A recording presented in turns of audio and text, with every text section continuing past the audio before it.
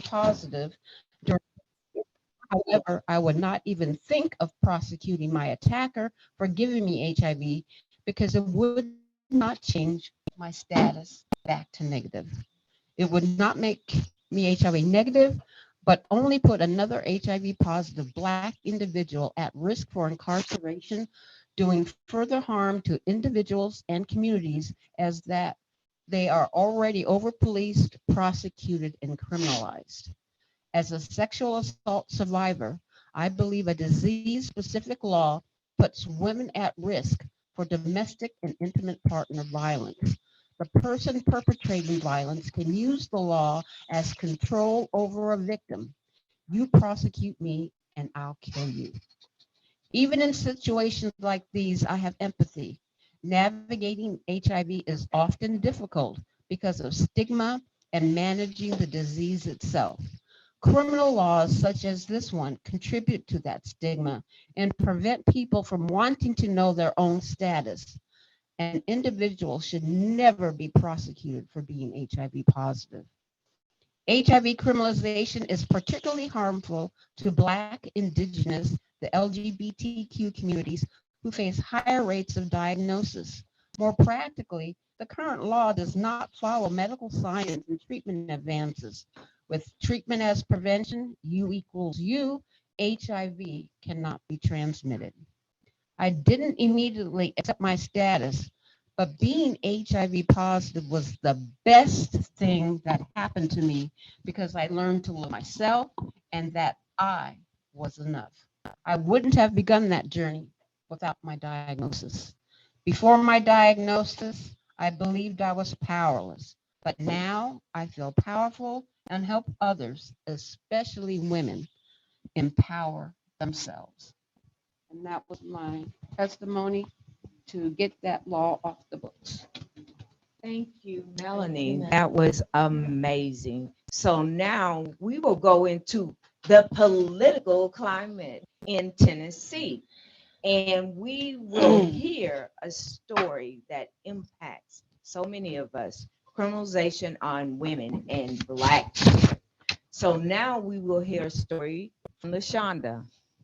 Hello, everyone. I'm LaShanda. Um, the political reality is Tennessee is a Republican state. We're all red. There's in the state Senate, there's 33 members, and 99 members are. Um, 99 of them are Republican, and the Democrat there's 6 and 27 are Republican. In the House of Delegates, there's 24 Democrat and 25 Republican, excuse me. There is no strike force in Tennessee or a rapid response. And Tennessee does have a coalition to decriminalize HIV, and that is the Tennessee Modernization HIV Coalition. In 2006, 2007, I was arrested for criminal exposure to HIV. But I did not tell him that I was HIV positive. In the beginning of a relationship, I made sure that I remember being at work, an officer walking through the door, and I finished my customer and asked the officer, "How can I help you?" He said he was looking for LaShanda Salinas. I told him, "I am here, and how may I help you?" He proceeds to tell me that my ex-partner said that I did not tell him I was HIV positive. At this time, my father was in the hospital dying of brain cancer. I had a 2-minute phone call with my mother telling her that I was going to jail because my ex said that I did not tell him that I was HIV positive. Arriving at jail, I was booked and processed and put into this big black kennel like a dog. After a while, an officer got me and told me that I was going to see the night judge for my bond and if I could get out. The judge told me that I was charged with criminal exposure to HIV and my bond was set at $100,000. 10% of that would have been $10,000. How could I call my mother, who was at a hospital with my father, and ask her to get the family together to see if they could get up the bond money to get me out? That should be the last thing on her mind, so I did not call. After a week or so of being in there, my public defender came to me and told me that she was going to try and get me a bond reduction. That day came for me, and I'm thinking everything is going to be good because I really haven't done anything and had a criminal history. Well, that is what I thought, but that did not happen. The DA said that I was a flight risk, and because I had family in Nashville, Chattanooga, and Knoxville, I could run there if I was released. So the judge ruled in the DA's favor, and I was sent back to jail to bawl my eyes out again. A week later, my public defender gave me two pleas, which are the following: 3 years in a women's prison, a year and a half in a women's prison, and a year and a half on probation. I turned those pleas down. I remember waking up one morning to call my mother and my sister to check on my dad and see how he was doing. When I called, I noticed that my sister did not sound like herself. So I asked her, how was dad doing? And what has the doctor been saying? And she told me, Tootie, which that is my nickname I've had all my life. I'm sorry, but he's passed away this morning. At that time, I broke down and my heart broke at that very moment. Here I am in jail. I can't see my father. I'm supposed to be mourning with my family, but I'm having to go through this process that my case manager tells me to do just to try and go to his funeral.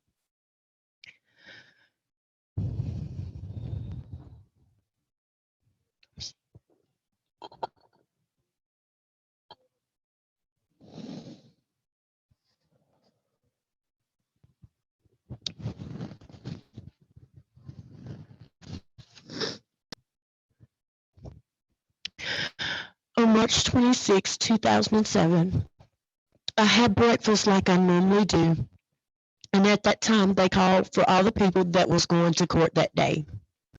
They called my name and everyone was telling me that my furlough got granted and I could go to my father's funeral. So I get ready to go to court. Finally, I say about 2 or 3 p.m., I get to see my public defender, and she tells me there's been another offer. So she tells me they're offering me 3 years probation. I asked her when I would be able to go home because I just want to be with my family and mourn with them. She said, you will go home as soon as you get back and finish your paperwork. So without hesitation, I accepted. So when I went before the judge and accepted my plea, but there was one major thing the judge forgot to mention, and that was I accepted my plea, but I would have to register as a sex offender for the rest of my life. I had to get my probation transferred to another county that I currently live in now.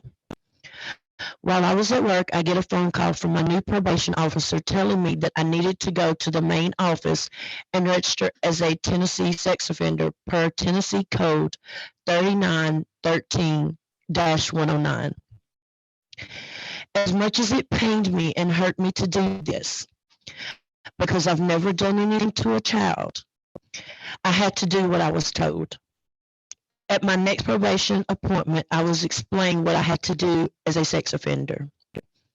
I must register every 3 months since I am considered a violent sex offender. I must pay a $150 registry fee that the local agency receives $100 of the fee and the remaining $50 is deposited into the general fund. Attend sex offender classes for the 3 years that I am on probation and pay for the classes, which are $30 a week. Do you know how hard it is to sit in a classroom full of men that has molested a child or an infant? I cannot be within 1,000 feet of a school, daycare, park, or anywhere there are kids. I have a cousin that just went to prom in April. Everyone was there taking pictures. I could not take any because I could not be there. I can't be around anyone that is under the age of 18. Well, he graduated last month. All I got to see were the pictures that everyone took. I do not have any pictures of me and him. On probation for those 3 years, I had a lie detector test every 6 months to prove that I've never been around anyone under the age of 18. On April the 3rd, 2023, the Senate adopted Amendment Number 1 and passed Senate Bill 807 as amended on May 17, 2023. Amendment 1 was signed by the Tennessee Governor Bill Lee. Amendment 1 rewrites this bill to make the following changes to present law related to registering as a sex offender. To remove these convicted of criminal exposure to HIV from having to register as a sex offender, and to allow an offender who was required to register as a sex offender because the offender was convicted of the offense criminal exposure of another to HIV, and the offense was committed prior to July 1st, 2023, to file a request for termination of registration requirements with the TBI headquarters in Nashville, Tennessee. As of May 18th, 2023, I have emailed the TBI and I have sent a letter, a certified letter in the mail to them, and they received that on the 25th. So now I am just waiting for them to tell me to come off, that I can come off the sex offender registry. Thank you for that wonderful story. And that's so amazing. That is so amazing. So thank you to Melanie and LaShanda, who are fierce, I mean fierce advocates in the HIV movement. So now we will go into working together to fight HIV criminalization, a look at PWN, Texas Strike Force. So a lot of y'all I know are asking, what is the Strike Force? It's a statewide cross movement of individuals and organizations ready to take action on behalf of marginalized communities to change, and I mean change the face of politics in Texas. Working together to fight HIV criminalization, a look at the PWN Texas Strike Force. The TSF was formed in 2018 as a mechanism to combat attacks from Texas legislative. The coalition is led by PWN's Texas members and is made up of allies as well as individuals and organizations ready to take actions with us. So now I'm going to go into PWN Texas Strike Force Rapid Response Team, roles and responsibilities. And the Rapid Response Team of the PWN Texas Strike Force, and I'm gonna say this, y'all, it is a critical component of state level advocacy mobilization for this year's 88th Texas Leg Session. It consists of 6 members and it has 2 roles. 1, monitoring bills and accessing mobilization as needed. 2, maintaining contact with coalition to keep them engaged and ready to take action. 4 members will monitor bills. 2 members will be responsible, and I mean responsible for updating the Texas Strike Force and helping with mobilization.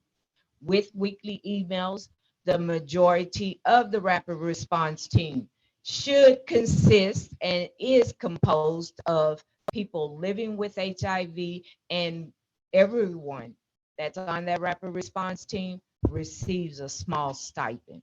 One thing that I do know, economic justice is real when we are asking our people to do a task. So one of the things that we did in the last session was we highlighted and we mobilized and we called this Let's Spill the Tea on HB.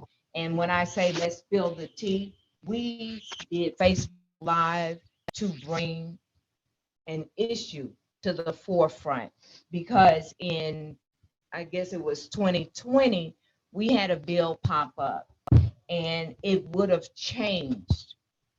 It would have brought an HIV law into effect in a sneaky way.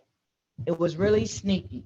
So it would, and this bill, HB 369, would expand the statute of limitations for crime of aggravated assault from 2 years to 5 years only.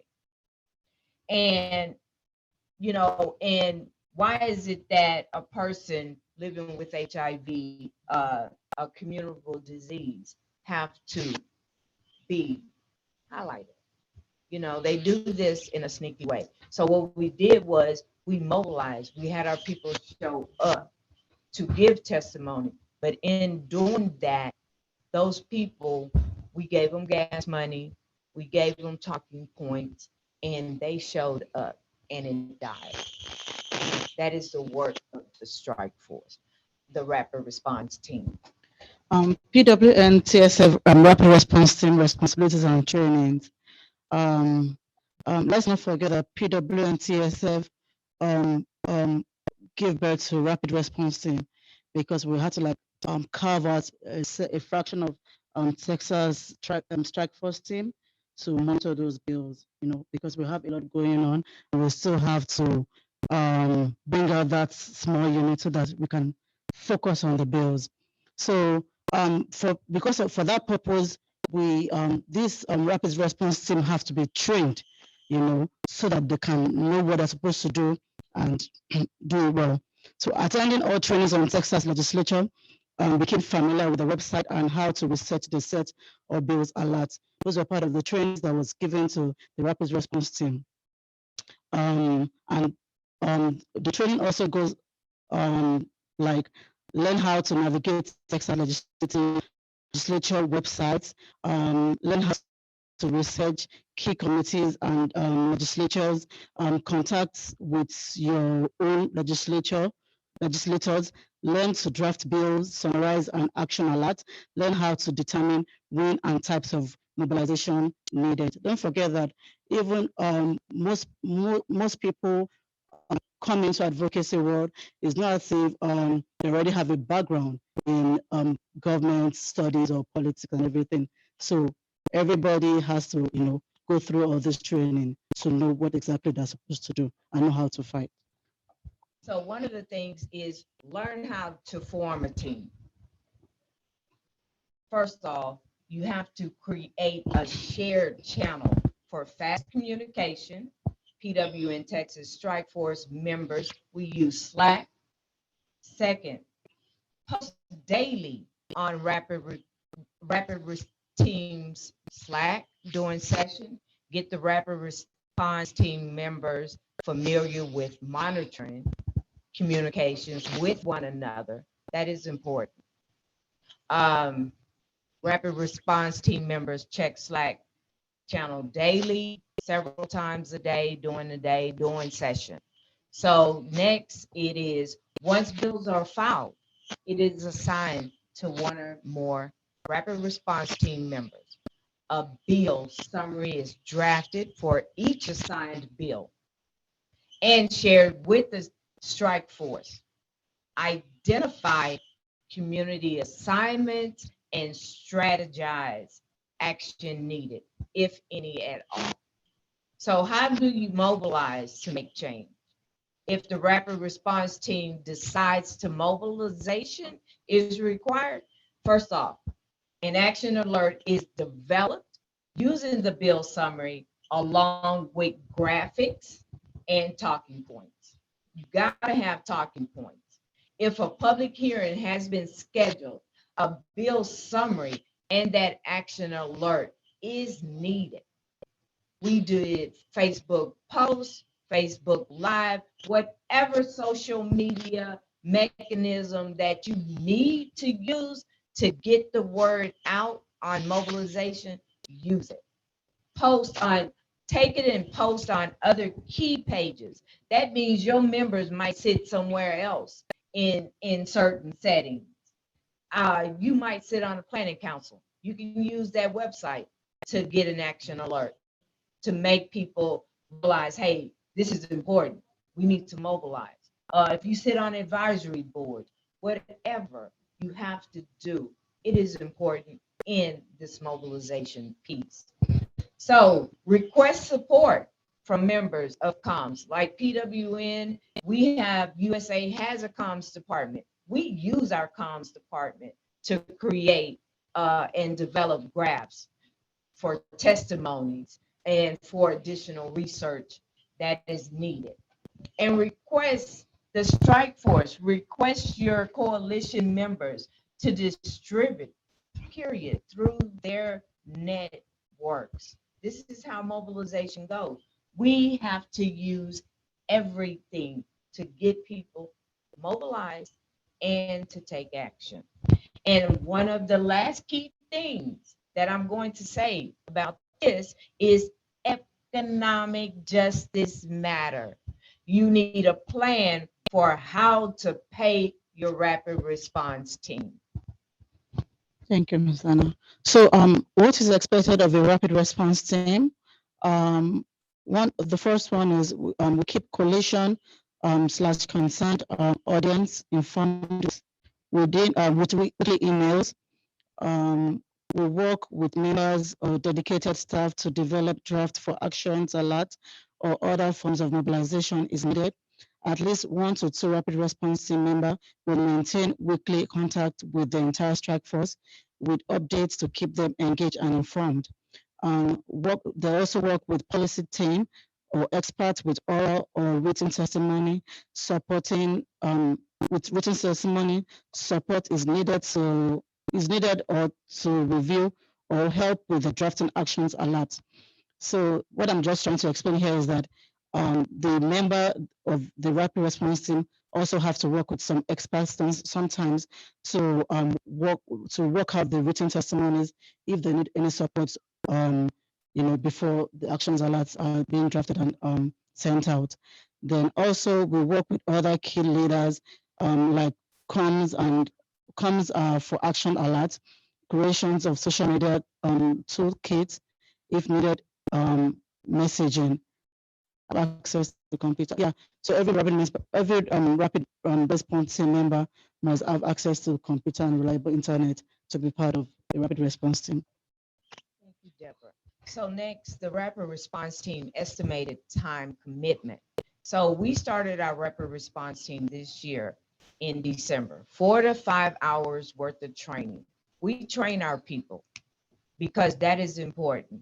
We train them on how to write a testimony because we know that a lot of times they're not going to give us 3 minutes. So we need to really have a half minute, 1 minute, 2 minute, and 3 minute testimonies ready because they will stop you.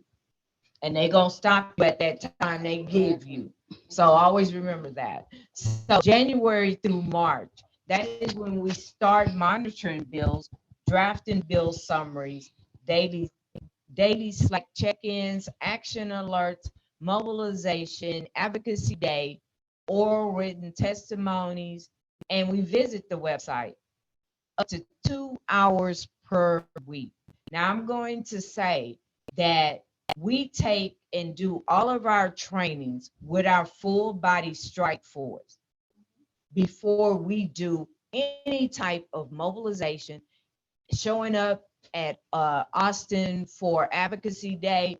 We do our trainings. We do Ledge 101, we do Advocacy 101, but it's important that everybody on your coalition has the same information, the same trainings, and we did this across the whole state of Texas.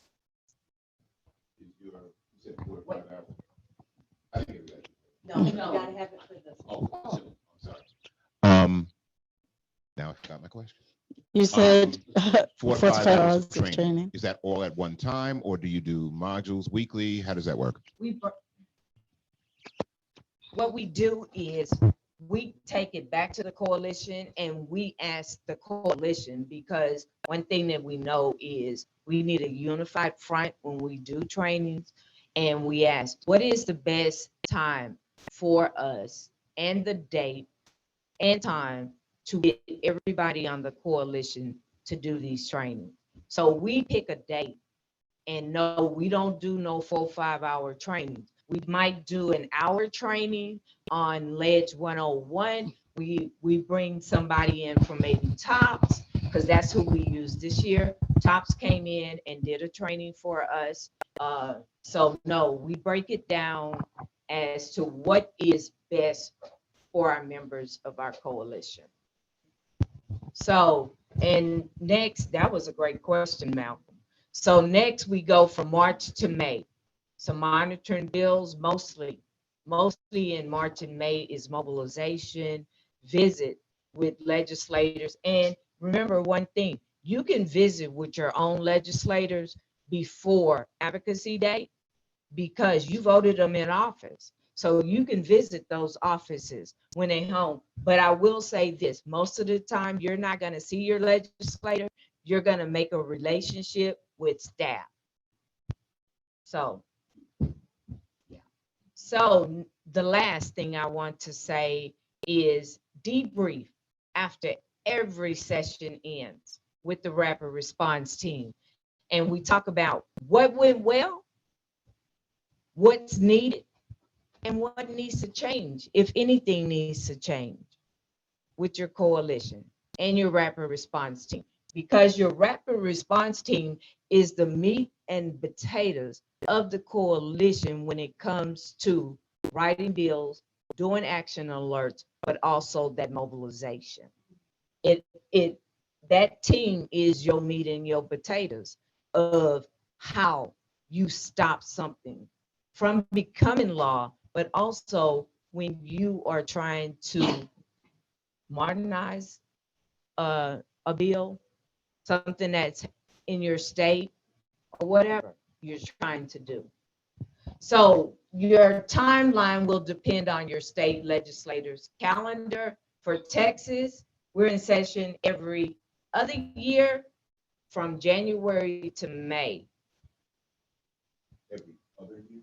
Yeah, our legislator is every 2 years, and I'm gonna show y'all something. I don't know if y'all will be able to see this, but this is the advocacy day. This is PWN Texas Strike Force Coalition. We had 76 people join us across the state. We had buses going from Houston, Dallas, Fort Worth, and also San Antonio. But we also had people drive in 5 hours from El Paso to join us. So this is a whole state. It's not just Houston, it is about what we can do to make change in our state. And that's at the capital, Austin.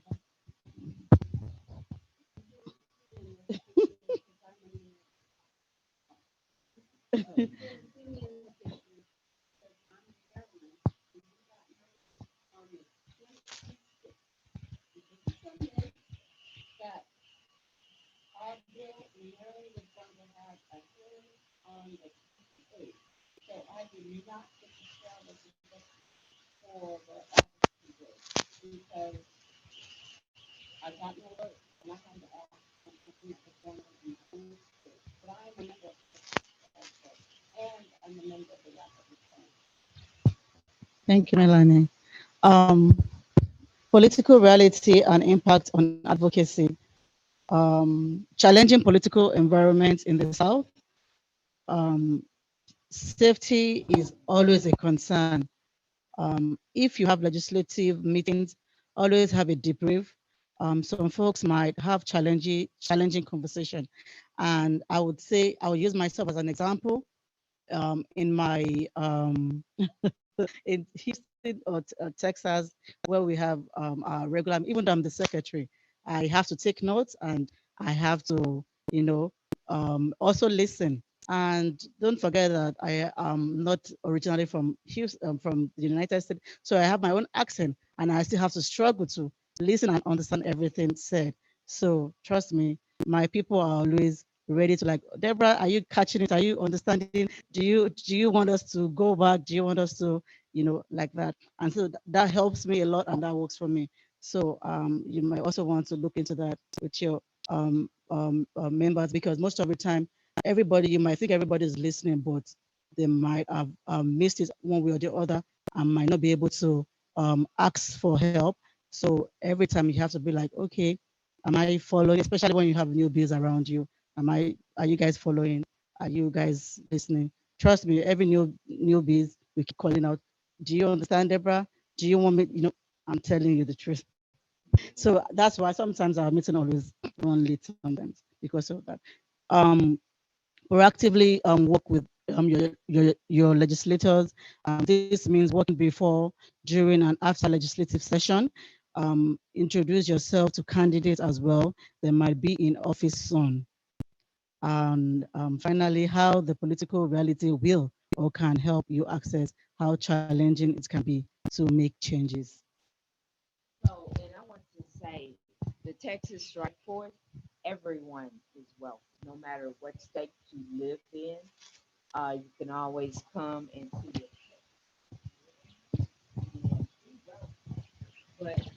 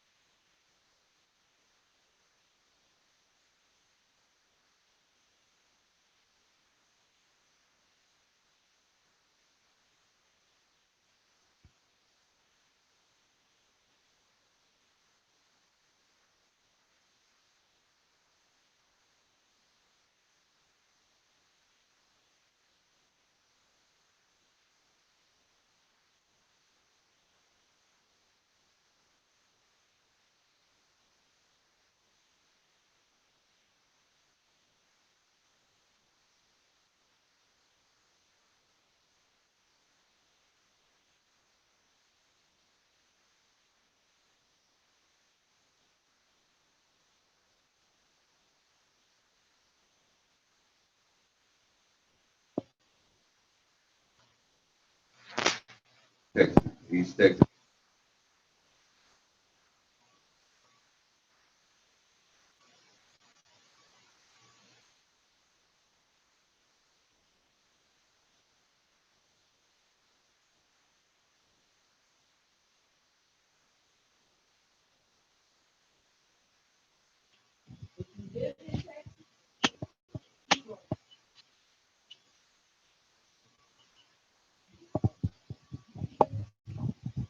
And so do you just focus on bills dealing with HIV, or do you, like, for example, in Georgia right now, the governor just signed a bill that restricts, that seriously restricts what a DA in a certain county can do, right? So if a citizen walks, and if a citizen calls this council that they put together, God knows who's on the council, and says that the DA is not doing their job, then the council can remove the DA, right? Why that's important is because in a lot of states with HIV criminalization laws, one of the strategies that we've used is to talk to the DAs and say, listen, you equals you, don't prosecute this.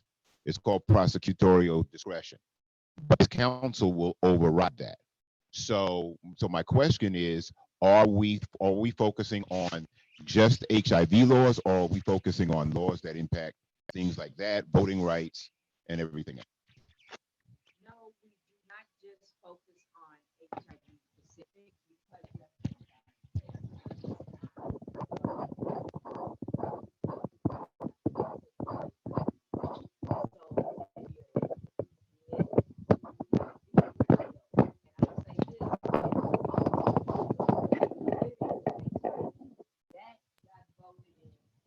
legislature and House Bill 2986.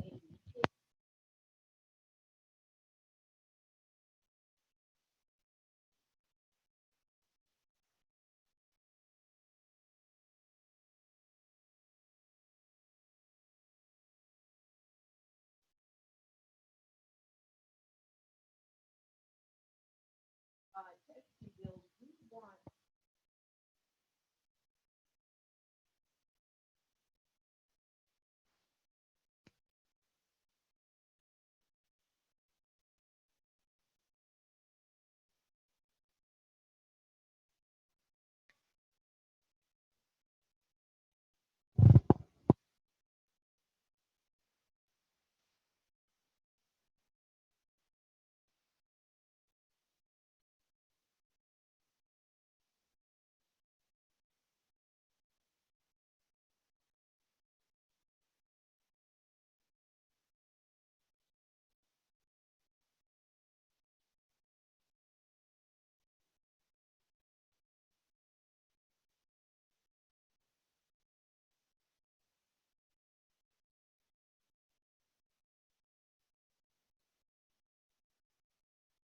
voting.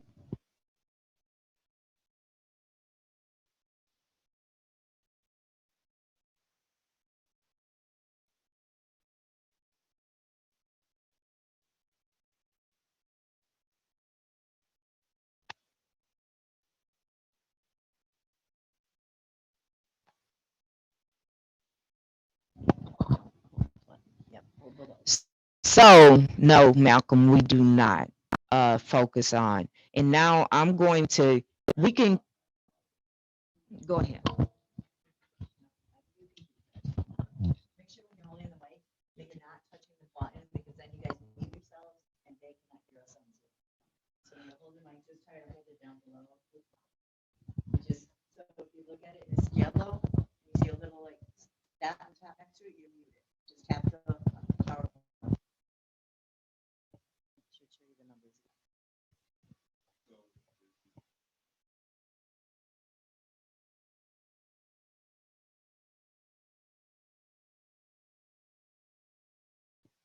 That's what the rapid response team does. We train our rapid response team on how to write a bill summary, how to write an action alert. We first start off with writing a bill summary, and then we go take that bill summary and do we need to do an action alert to bring awareness to something? Yes.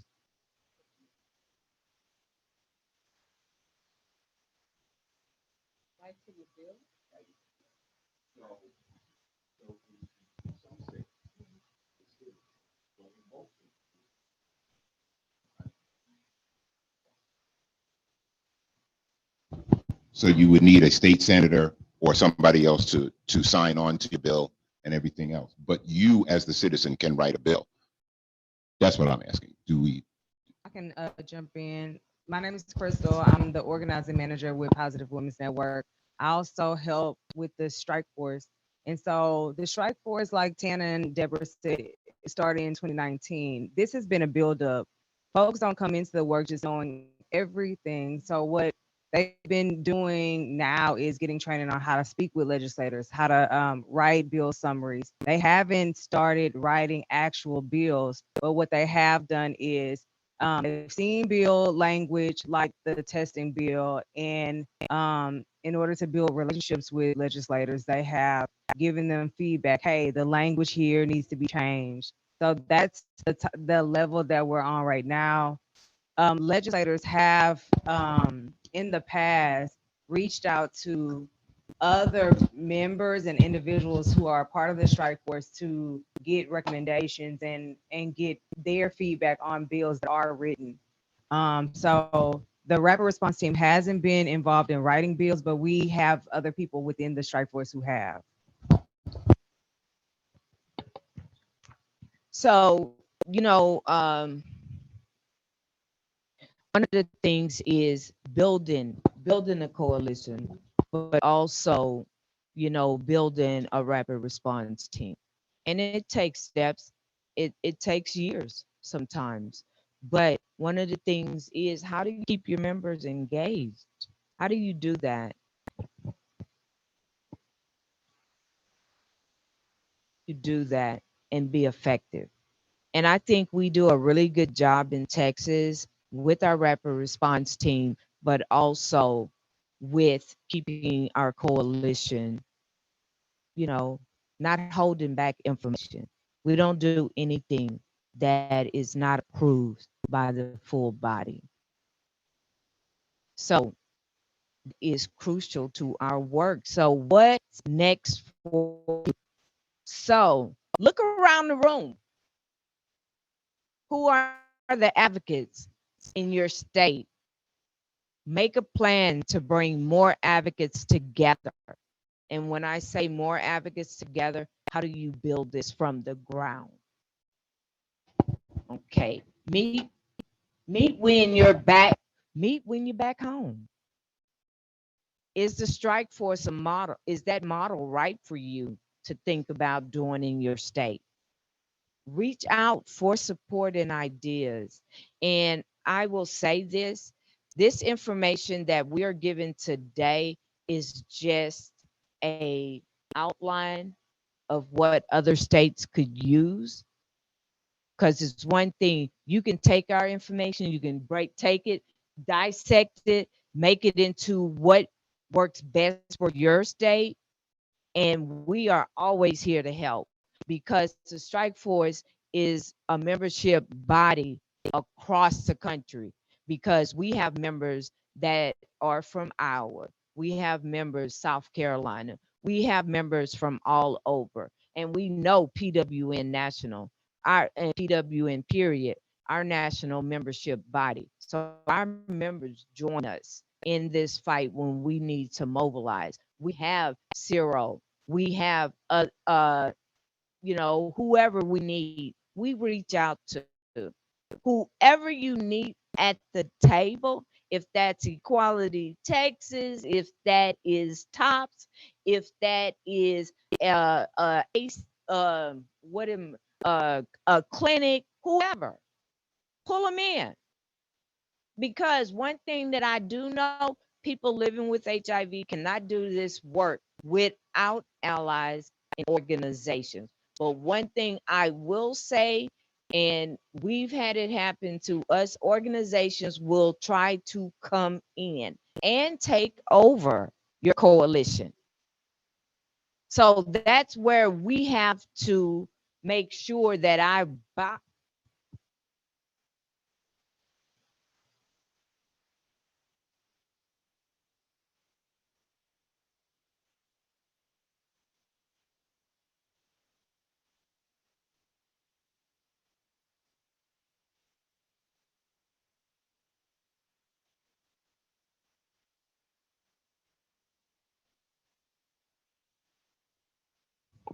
and that is the end of today's session.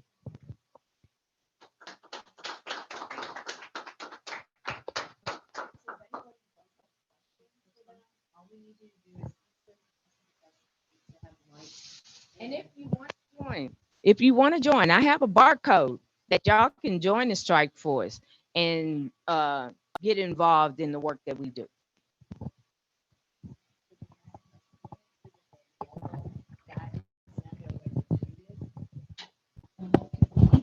So I know we had some technical issues with the slides. Like, can you send those slides out? Yes.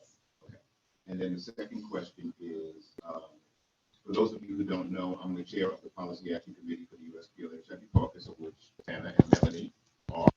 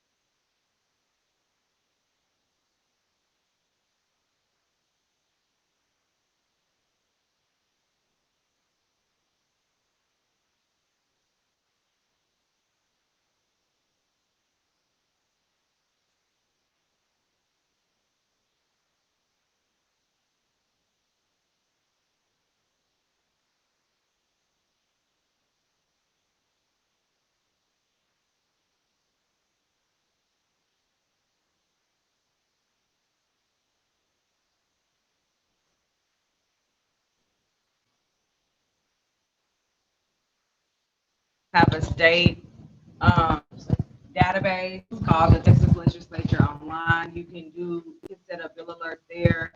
Bill Track 50 is another one. So there are different ones.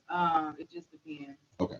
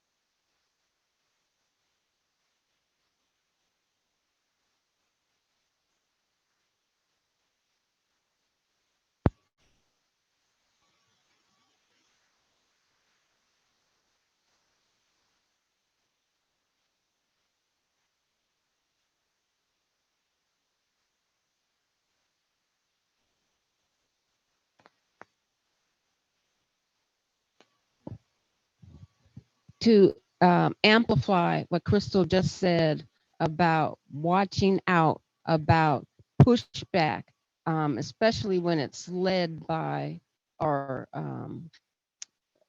PLHIV.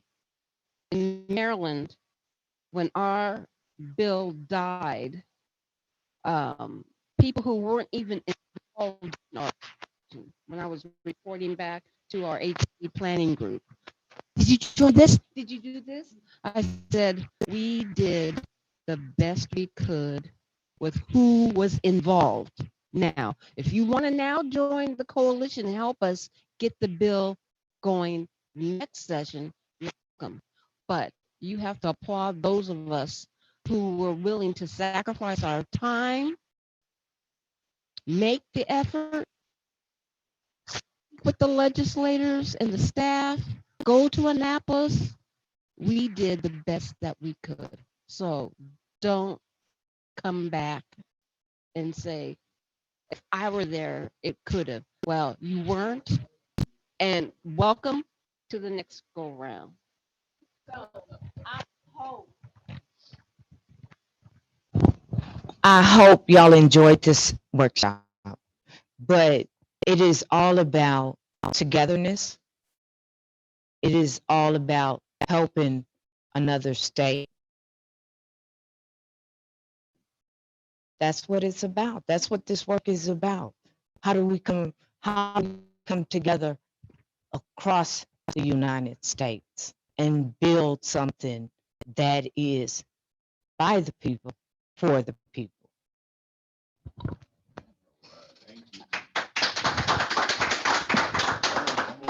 And personally, I think this is where the stats actually start from, because we keep talking. If you look at everything we discuss, the racial justice, the criminalization, everything starts from the laws and everything. And if we start working and start dismantling the laws from the very beginning, we won't even have to get to that level, you know. So I think this is where we should focus on and try to really work hard so that we don't even have to start fighting bills that have already passed, and you know, and we can live a more dignified life, as PWN will say. Thank you. Thank you. Excellent. Thank you. Good job. Good job. Good job. Good job.